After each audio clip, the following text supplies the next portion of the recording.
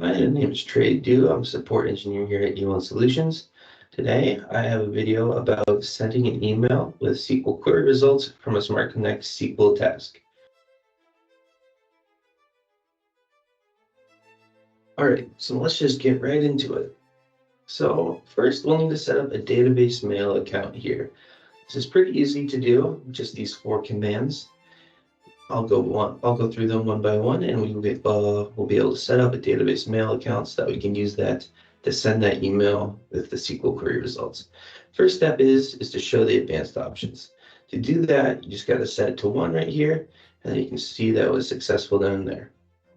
Once you have the advanced options set up, then you can enable the database mail XP with this command. Go ahead and execute that one. You can see it was changed from 1.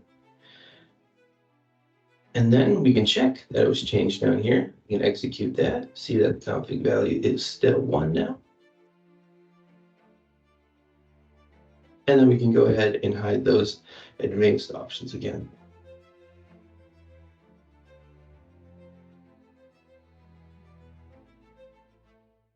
All right, next, we can create a profile for the mail database. To do that, we'll just do this. It's a very simple command. You just create a profile name and a description. You can do that, see it was successful. And you will need this profile name later, so make sure you have it somewhere close. Again, all of these commands will be on the knowledge base article that is attached to this video. Next, we will want to add the account. This part can be a little bit tricky because you will need the mail server name.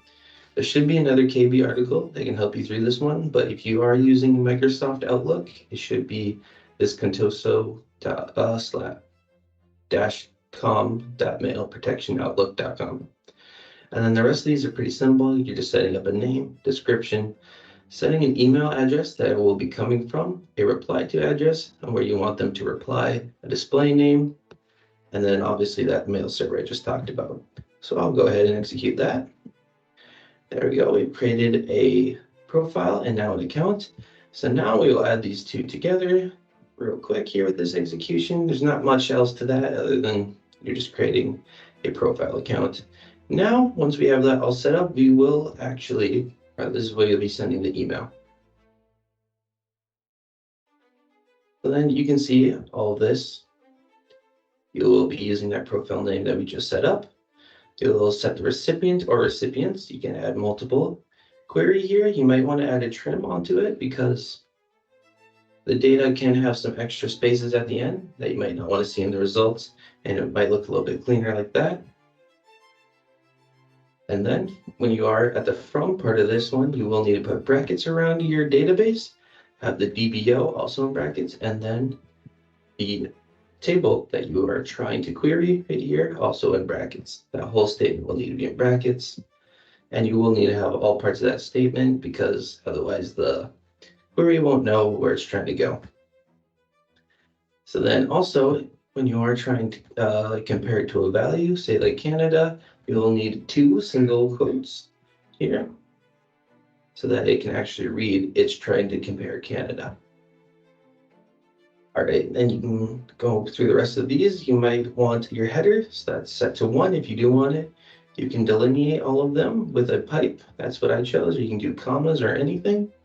You can set the subject right here and just set it to that. And then these are if you want a query attachment file, you can name it his. If you don't want padding, or if you do, and then the output, you want to set to a file here, and this will attach it as a file to the email that you're sending, so it looks a little bit better. So we'll go ahead and test this one out.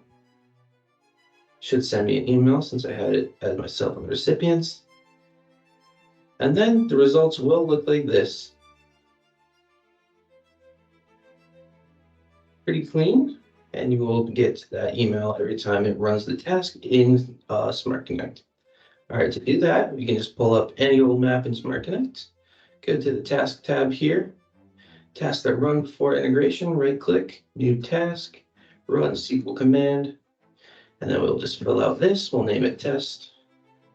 You'll have to go to your valid SQL connection, and then we will go to the database GP, and then we will actually go back into SQL, copy only this part, and then throw it in SQL.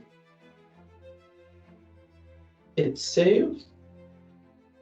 And then if we run this one, we should have that task successfully run, and it did because it still went through everything successfully on the integration, and this was a pre-map task.